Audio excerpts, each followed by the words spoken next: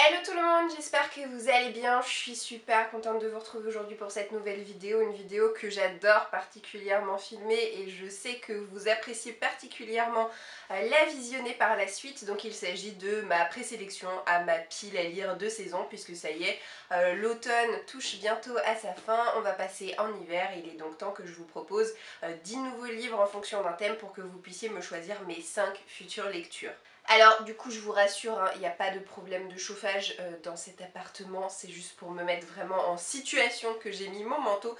Mais avant de rentrer dans le vif du sujet, je vais faire un bref retour en arrière comme j'aime bien le faire à chaque saison pour vous parler et vous faire un mini bilan de mes lectures de ma pile à lire automnale, donc ces lectures que vous m'avez choisies. Il y a eu du bon et du moins bon, je vais tout simplement vous les classer par ordre d'appréciation. Si vous voulez plus de détails, je vous renvoie tout simplement à mes précédents updates lecture.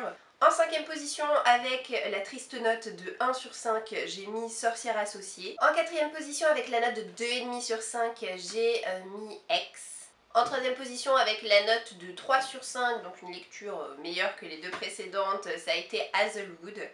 Et pour finir, je peux même pas vous dire en deuxième position ou en première position parce que les deux autres livres restants, ça a été tous les deux des coups de cœur. Donc merci à vous de m'avoir choisi ces lectures, j'ai passé un super moment en compagnie d'elles deux. Alors il y a eu le deuxième tome de la trilogie Les Sœurs Carmine et le deuxième tome de la trilogie Lady Hélène. J'en ai donc fini avec l'automne, on va revenir sur ce qui nous intéresse présentement, c'est-à-dire la présélection à ma pile à lire hivernale. Alors comment ça se passe pour les petits nouveaux qui viennent de nous rejoindre ici? Et bien c'est très simple en fait, je vous présente et je vous résume brièvement 10 livres qui font partie de ma pile à lire en fonction d'un thème, et ce thème c'est le même que celui de l'année dernière, c'est ces livres connus que personnellement je n'ai pas encore lus. Et une fois que vous les aurez tous vus, sachant que lorsque je vous les présenterai, il y aura un chiffre entre 1 et 10 qui sera noté en haut de l'écran pour que vous puissiez vous y retrouver plus facilement, je vous inviterai à me laisser un commentaire en dessous de cette vidéo pour me lister 5 livres, alors pas 3, pas 4, pas 6, vraiment 5 sur les 10 que je vous aurai présentés, que vous souhaiteriez me voir lire cet hiver. Les 5 qui auront remporté le plus de votes seront mes 5 futures lectures de l'hiver tout simplement. Alors je préfère le préciser au cas où on me poserait de nouveau la question. Certes, je pourrais vous proposer un formulaire Google, ça irait plus vite pour moi pour extraire vos votes. Maintenant je ne le fais pas parce que ce système de commentaires me permet tout simplement, même si j'y passe plus de temps à tout remettre dans un fichier Excel à côté, de pouvoir vous répondre à chacun d'entre vous de manière individuelle. Alors je précise que le jour où vous verrez cette vidéo en ligne, nous serons... Oui, parce que mes vidéos, en fait, si vous ne le saviez pas, pour le moment je les filme une semaine à l'avance. Voilà. Donc là je vous filme cette vidéo, on est dimanche 2, mais vous allez la voir dimanche 9. Du coup, vous pouvez voter à partir du dimanche 9 jusqu'au dimanche 16 inclus. Au-delà du 16 décembre, et bah ce sera très gentil de commenter cette vidéo, mais je ne prendrai plus en compte vos votes. Je ferai le dépouillage des votes la semaine du 17 décembre. Et cette semaine-là, une fois que j'aurai terminé, ils seront rendus publics sous forme de photos sur les différents réseaux sociaux sur lesquels je suis présente, pour rappel Facebook, Instagram et Twitter. Donc voilà pour la partie un peu rébarbative du rappel de la méthodologie. Maintenant on va rentrer vraiment dans ce qui nous intéresse plus particulièrement, c'est-à-dire le choix des livres.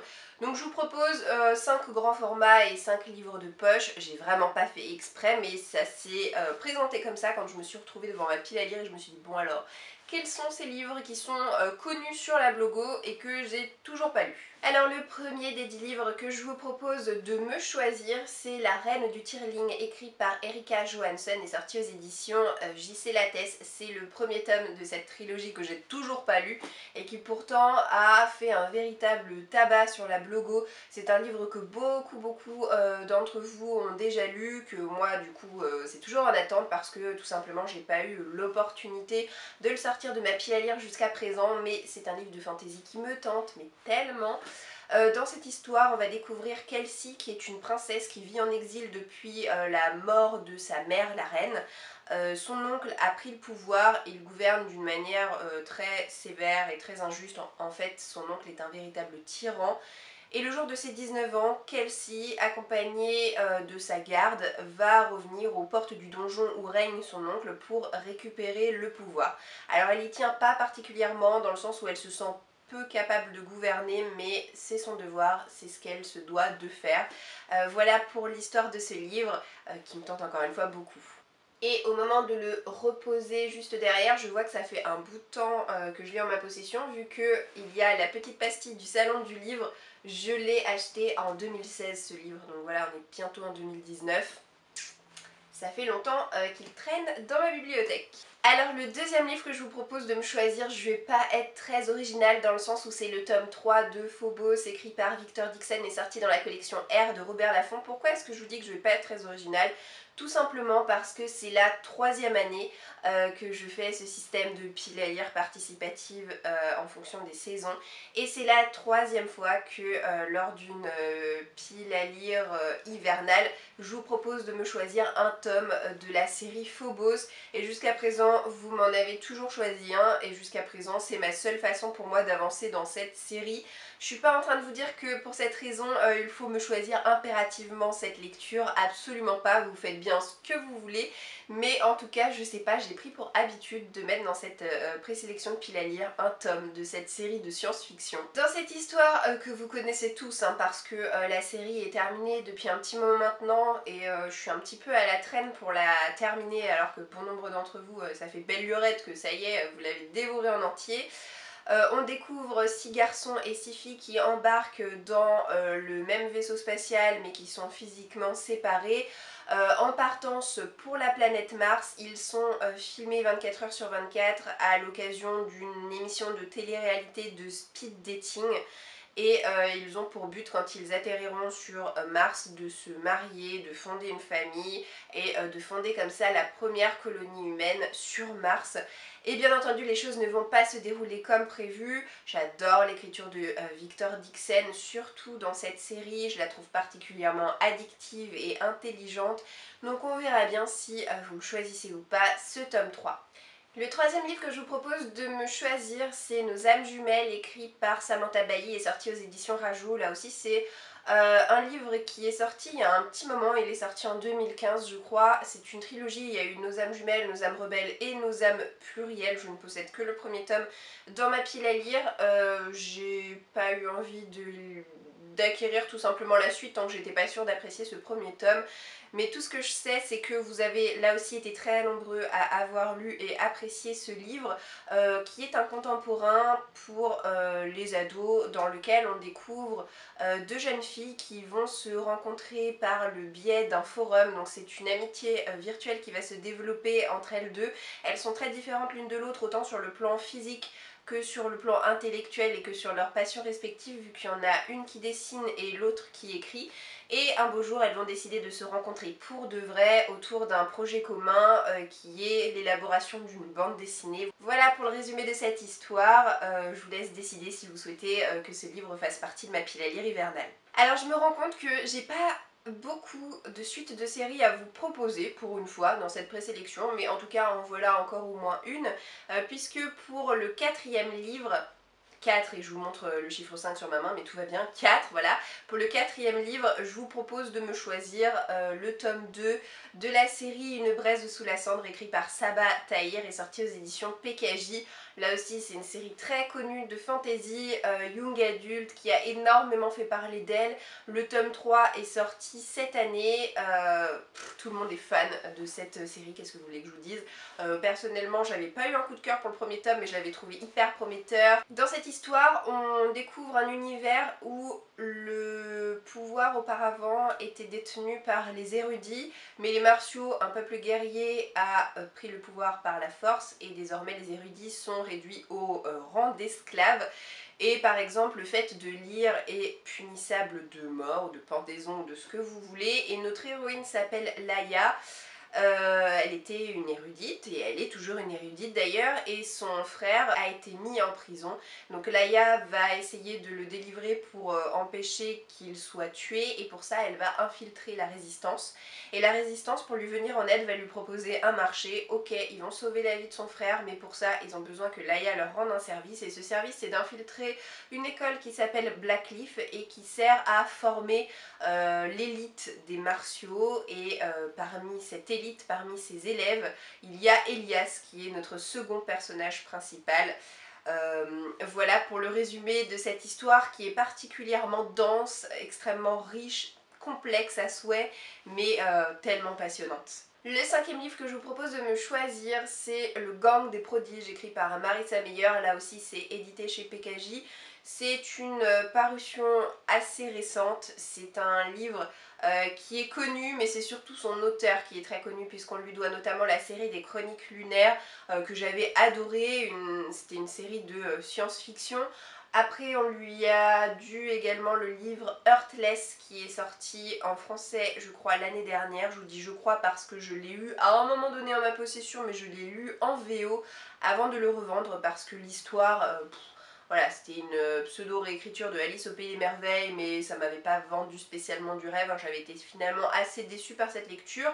Du coup, je l'attends un petit peu au tournant avec Le Gang des prodiges. J'ai apprécié une histoire de cet auteur, j'en ai pas trop apprécié une autre. Que vais-je penser de celle-ci? Je ne le sais pas encore. On va découvrir les renégats, c'est un groupe d'hommes qui possèdent des super pouvoirs et qui font régner la justice et la paix en ville depuis qu'ils ont vaincu les super vilains. Parmi les super vilains, on va découvrir Nova qui est notre héroïne. Ça peut sembler bizarre d'avoir une héroïne qui fait partie du camp des vilains, mais c'est comme ça.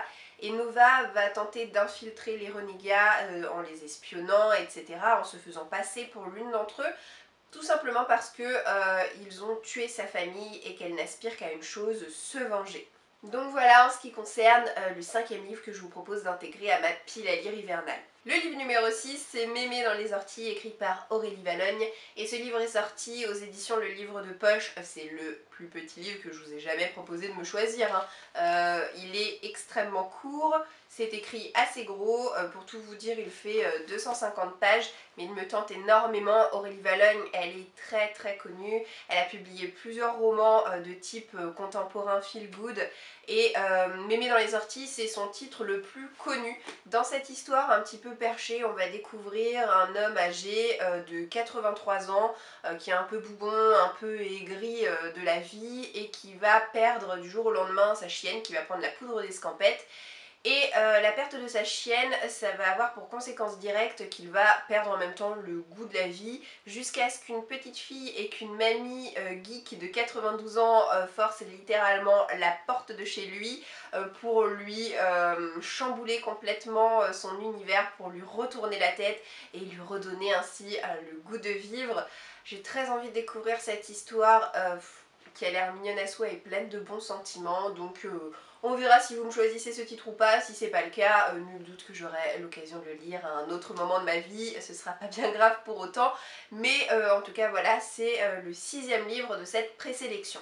Je reste aux éditions Le Livre de Poche, mais je change complètement de style, de registre littéraire avec Le Chant du Rossignol écrit par Christine Hanna que je vous propose comme septième livre de cette présélection.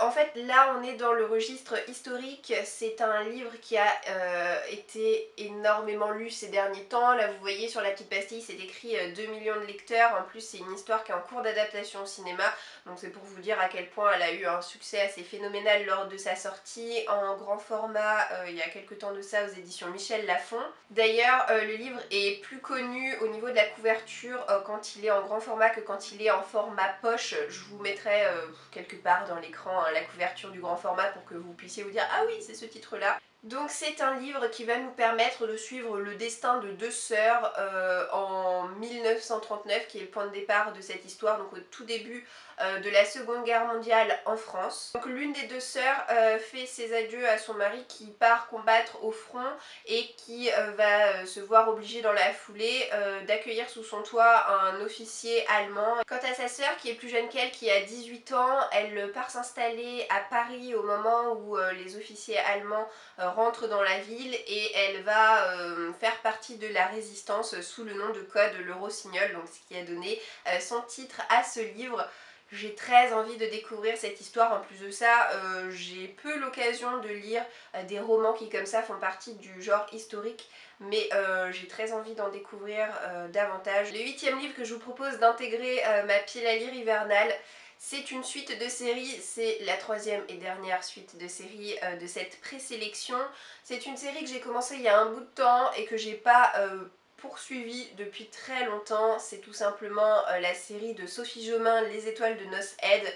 Et ce livre est sorti aux éditions J'ai lu. Alors j'apprécie beaucoup les illustrations de couverture de cette série et de cette édition là parce que cette histoire qui date depuis Belle Lurette maintenant, a été éditée à plusieurs reprises auprès de plusieurs maisons d'édition, mais moi c'est vraiment sous ce format-là et sous ces illustrations-là que je préfère cette série.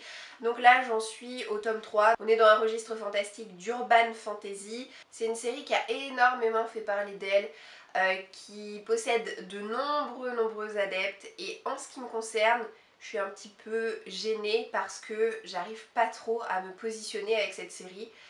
Je comprends pas forcément l'engouement extrême qui l'entoure, dans le sens où je trouve l'histoire sympa, mais maintenant, c'est pas non plus exceptionnel. On fait la connaissance de Lace, qui est une jeune fille de 18 ans qui vit en France avec ses parents jusqu'au moment où, pour une raison familiale, elle va se voir obligée d'emménager en Écosse. Au départ, elle était pas particulièrement enchantée, mais comme elle va faire la rencontre d'un beau jeune homme, la pilule va avoir un peu plus de facilité à passer. Ce jeune homme, je vous le donne en mille, il n'est pas totalement humain, il est autre chose, je vous dirai pas quoi, mais il est autre chose.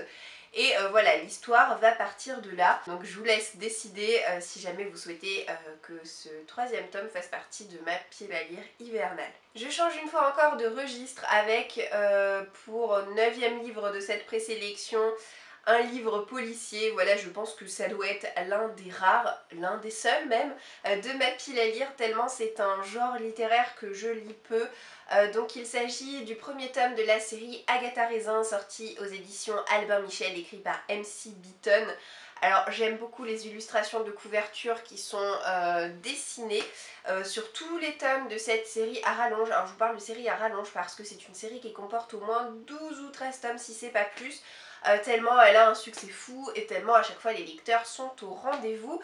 Donc je vous l'ai dit, moi les enquêtes policières c'est pas trop mon dada. Pourquoi est-ce que j'ai quand même craqué pour celle-ci et que je me la suis achetée? Tout simplement parce que c'est une enquête qui est rédigée sous forme très humoristique. Quoi qu'il en soit, cette femme emménage dans un petit village et elle va participer à un concours de cuisine organisé par la paroisse. Sauf que notre Miss Marple en herbe va un petit peu tricher dans le sens où pour participer à ce concours de cuisine, elle va tout simplement acheter une quiche chez le traiteur. Et une personne qui va goûter sa quiche va tomber raide mort, hein, au sens littéral. Et du coup, Agatha va être obligée de dévoiler sa supercherie en disant qu'elle n'a pas fait elle-même cette quiche, elle l'a achetée. Et pour se disculper, elle va devoir mener l'enquête. Et pour finir, le dernier et 10e livre que je vous propose de me choisir et qui fait donc partie de cette présélection, c'est le premier tome de la série hyper connue de Maxime Chatham, Autre Monde, sorti aux éditions Le Livre de Poche. Alors Maxime Chatham, c'est un auteur français à qui l'on doit surtout des romans policiers, des thrillers, ce genre de trucs. Ce genre de livres. Mais on lui doit aussi une série fantastique de je ne sais plus combien de tomes, 6 ou 7 tomes, qui s'appelle Autre Monde et qui a remporté là aussi un franc succès. Alors je vous résume brièvement cette histoire en vous disant qu'on est dans un registre fantastique ou plutôt de science-fiction.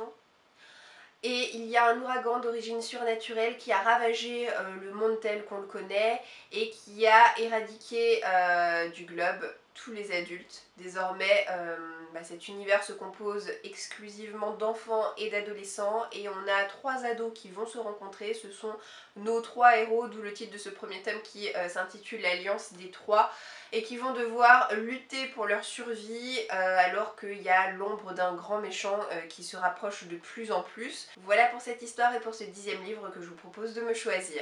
Et ben ma foi ça y est, j'ai fait le tour de ces 10 livres que je vous propose de me choisir. J'espère que cette présélection vous emballe, vous inspire et vous incitera à me choisir 5 livres sur les 10 présentés pour intégrer ma pile à lire hivernale. Pour rappel, un petit commentaire dans lequel vous me noterez entre 1 et 10 le chiffre se référant au livre que vous souhaitez me voir lire cet hiver. Vous avez donc jusqu'au 16 décembre inclus minuit pour voter, je compte sur vous. Je vous souhaite de passer une très bonne journée et je vous dis à bientôt dans une prochaine vidéo. Ciao ciao!